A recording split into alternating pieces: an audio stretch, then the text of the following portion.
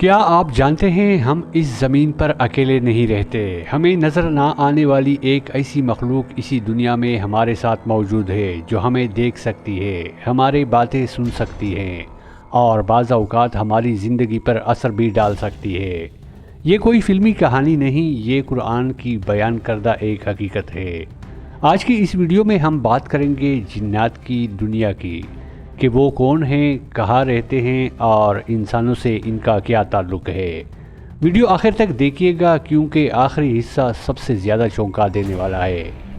جنات کیا ہیں؟ قرآن کی روشنی میں جنات اللہ کی ایک مخلوق ہیں جن کا ذکر قرآن مجید میں بار بار آیا ہے۔ اللہ تعالیٰ فرماتا ہے، اور جنات کو ہم نے آگ کے شعلے سے پیدا کیا۔ جنات نامکمل طور پر فرشتے ہیں اور نہ ہی انسان، بلکہ ایک الگ مخلوق ہیں۔ ان کے پاس عقل ہے، شعور ہے، اختیار ہے، اسی لیے ان میں نیک جن بھی ہوتے ہیں اور برے جن بھی، جیسے انسانوں میں ہوتے ہیں۔ جنات کس چیز سے بنے ہیں؟ انسان کو مٹی سے بنایا گیا، فرشتوں کو نور سے اور جنات کو آگ کے شعلے سے۔ اسی وجہ سے وہ ہمیں نظر نہیں آتے۔ وہ بہت تیزی سے حرکت کرتے ہیں، شکل بدل سکتے ہیں۔ یہی وجہ ہے کہ کبھی وہ سائے کی طرح اور کبھی آواز کی صورت میں محسوس ہوتے ہیں۔ جنات کہاں رہتے ہیں؟ ایک بڑا سوال یہ ہے، کیا جنات کسی اور سیارے پر رہتے ہیں؟ اسلامی تعلیمات کے مطابق جنات اسی زمین پر رہتے ہیں، لیکن ہماری آنکھوں سے اوجھل دنیا میں۔ اکثر روایات کے مطابق جنات کو پسند ہوتی ہیں سنسان جگہیں، جنگل، ویران عمارتیں، قبرستان، کنڈر، گندگی والی جگہیں۔ اسی لیے کہا جاتا ہے کہ ان جگہوں پر خاص طور پر احتیاط ضروری ہے۔ کیا جنات ہمیں دیکھ سکتے ہیں؟ جی ہاں، اسلامی عقیدے کے مطابق جنات ہمیں دیکھ سکتے ہیں، لیکن ہم انہیں نہیں دیکھ سکتے۔ اسی لیے وہ ہماری کمزوریوں کو بھی جانتے ہیں اور خوف کے ذریعے انسان پر اثر ڈالنے کی کوشش کرتے ہیں۔ لیکن یاد رکھیں، ہر جن نقصان دہ نہیں ہوتا۔ جنات کی اقسام۔ جنات کی کئی اقسام بیان کی جاتی ہیں۔ نمبر 1، نیک جنات جو ایمان لاتے ہیں اور کسی کو نقصان نہیں پہنچاتے۔ نمبر 2، بد جنات جو انسانوں کو خوفزدہ کرتے ہیں۔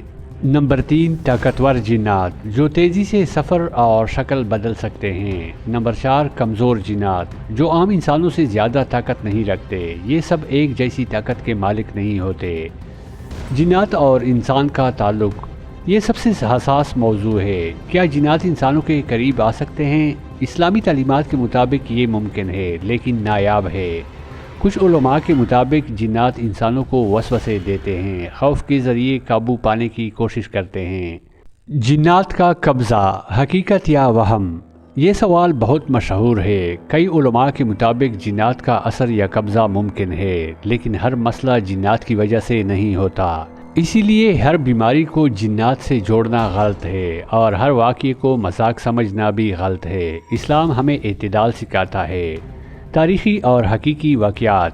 اسلامی تاریخ میں جنات کے بارے میں کئی واقعات ملتے ہیں۔ حضرت سلیمان علیہ السلام کو اللہ نے جنات پر اختیار دیا تھا جو ان سے کام لیتے تھے۔ یہ کوئی افسانہ نہیں بلکہ قرآن میں ذکر شدہ حقیقت ہے۔ جنات سے حفاظت کیسے ممکن ہے؟ یہ سب سے اہم حصہ ہے۔ اسلام ہمیں خوف نہیں بلکہ حفاظت کا طریقہ سکھاتا ہے۔ حفاظت کے لیے آیت الکرسی، سورہ فلق، سورۃ الناس، سونے سے پہلے ذکر، یہ سب ایک مضبوط ڈال ہیں۔